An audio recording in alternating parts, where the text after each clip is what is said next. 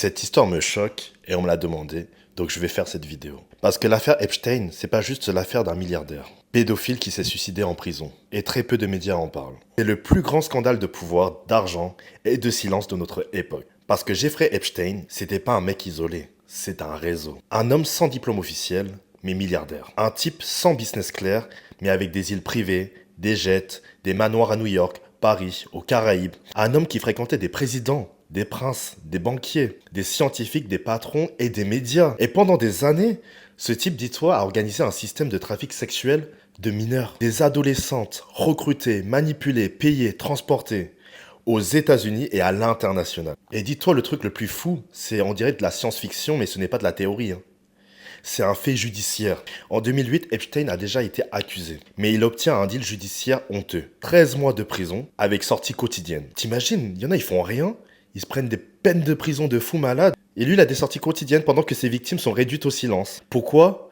Parce qu'il avait des relations, que certains noms étaient trop puissants pour sortir. Et ces noms, tout le monde les connaît. Mais personne ne les confronte vraiment. Bill Clinton, cité des dizaines de fois dans les carnets de vol.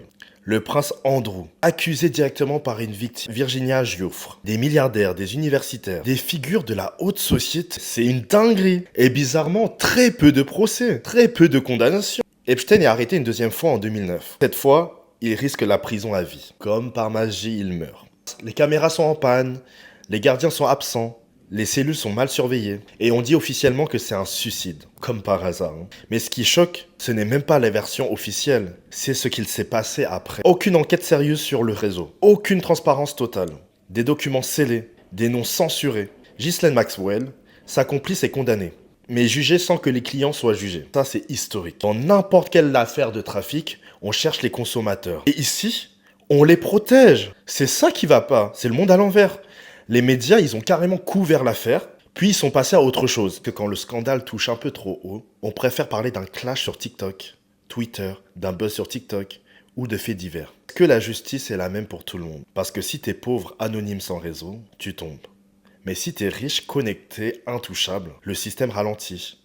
Le système négocie. Le système oublie. Et le plus grave derrière tout ça, c'est qu'on ne parle pas assez des victimes. Elles n'oublieront jamais tout ça. T'imagines les familles? En fait, le problème, c'est que cette affaire n'est pas terminée, elle est juste enterrée. Et tant qu'on n'aura pas tous les noms, tant qu'on ne jugera pas les puissants comme tout le monde, tant qu'on préférera le silence à la vérité, alors Epstein ne sera jamais vraiment mort. Et au final, est-ce qu'il est vraiment mort?